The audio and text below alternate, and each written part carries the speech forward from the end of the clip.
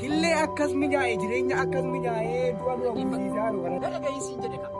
Ani kanan lukkuu. Dhagaa dhaggeef.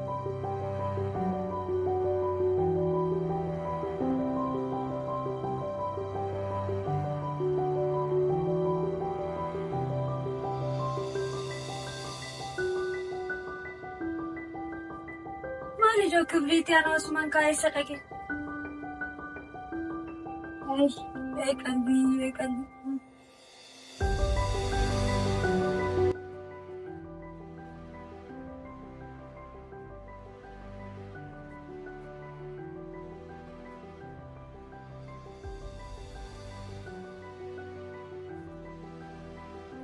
Maali joo kibriitii amma yaasin kaayessa dhage. Qalbii koo kanaa.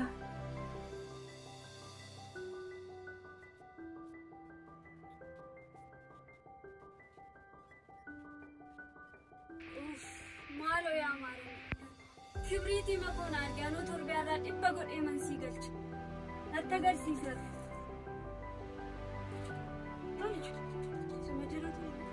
Anuu yaa maarii nan dhufu.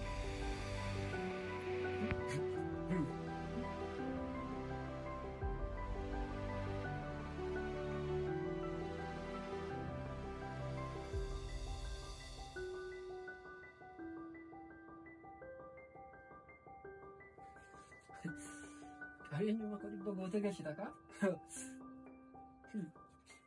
Yee? Kanan jedhu qabeenyuma koo dhibba gootee galchita kaaya?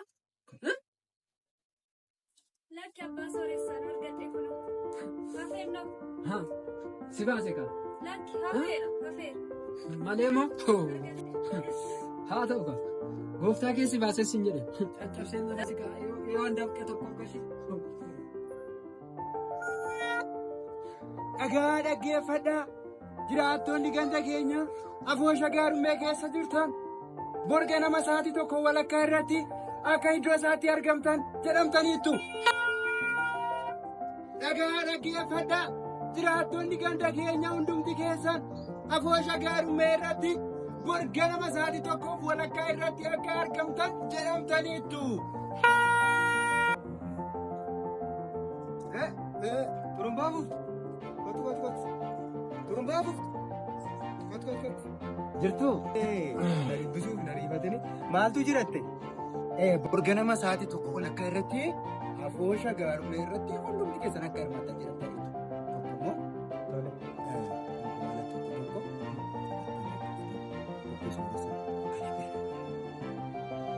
Killee akkas mijaa'ee jireenya akkas mijaa'ee du'a du'a gusiisaa jiru kanatti killee tokko maalli inni afoosha qabatanii naqan eessaa ba'e seera eessaa irraa akkas jedha. Ana erga dabarsinaan jedhan waan isaan natti himan hin dabarse. Na dhaga'i dhugaan sitti ba'a. Ani amma na beektaa hojii boollee sitti himu killee fayyaan qabu hanqaaquu bofaan qabu. Nannawuu sin gaafatu waan tokko waan dhugaan sitti hima hanqaaquu bofaan qabaa guddaaf. Sakka xiqqoo fooyyee qabu fudhadhee dhufa malee waan biraaf deemu amma sitti malee birrii killee nyaaddoon of inni lafa fooshaatti geessu. Maali bofa mul'isista? Barbaade ta'us hojii koo keessan galini erga kan bofaan ta'u jette hanqaaquu ajeessaa tokko nan qaba isaan fidee dhufa. Kaayyoon keenya namticha abbaa sooressa keessaa baasu kanuma kanamuu gochuu qaba. Tokko miti kudhaniin fidee dhufa sooressaa keessaa baafna daara yaaddoon qabaatinati. Ba'uu qabdi. Nana gahee jalqaba. Borga nama sa'aatii tokko walakkaa irratti afoosha gaarummaa irratti hundumti keessan akka hirmaatan. Warra gaariitti simi. Dhagaa dhaggeeffadhaa. Jiraattonni ganda keenya afoosha gaarummaa irratti hundumti keessan akka argamtan borga nama sa'aatii lamaan jedhamtaniittu. Turumbaa guutu. Maal jettem?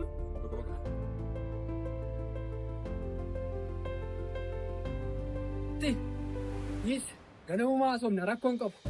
Isin jedheef rakkoon qabu boru ganama wal agarra. Bakka lagaa nuuf tali. Waan isin jedhame hundumaa dhageessan.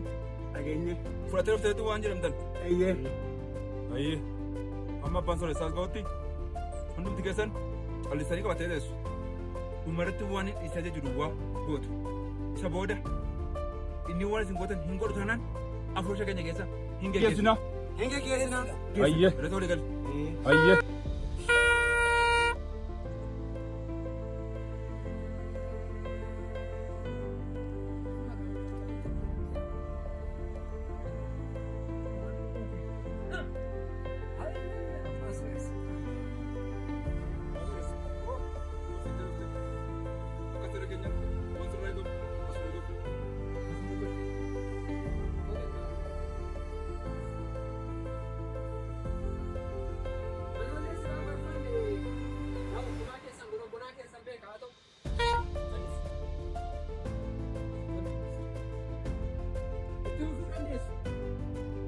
Amma hundumtu waan jedhu itti walii galtu itti walii galan itti walii gala.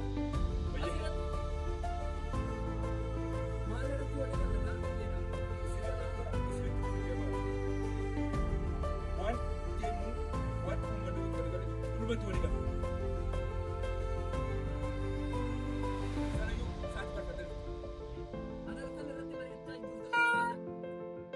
Haasaa fuudhan jiru. Hundumti keessan. Yeroo tokko ol kaasanii killee takka hanqaatu. Isaan namni goone amma afursha keenya keessa hin geggeessinu. Kaan dhufaa jiru.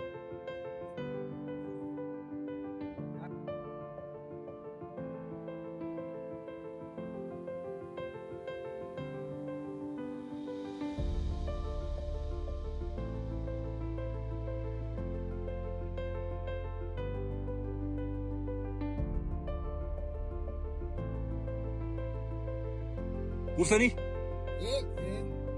kaasaa harkisa. Balleessi hin jedhamu. Tumaan keessan kun tumaa halkan tumamee bule yoo ta'e malee naafuu ifa miti. Naafuu ifa miti. Ifa naaf godha ammoo. Abbaan Solessa haa ta'u maaf hin bulu. Dhaggeeffadhu. Na dhaga'iinsi hin jedhamu. Ani garuu akka yaada mataafatti waa tokko jedha.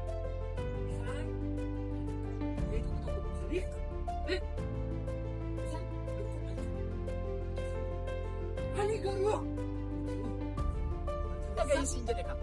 Ani kanan lukkuu hanqaquu buusuuf ani daangoo ishii dhaltee miti siin jedhe. Ani daangoo ishii kormaadha. Isaan kun immoo lukkuu ishii dhaltee. Kanaaf hanqaquu hanqaqanii ani kuusa kormaadha jechuudha namana. Ani kun hanqaquu siin jedhe. Afoo ishee keessatti dhiigama malee. Nagaa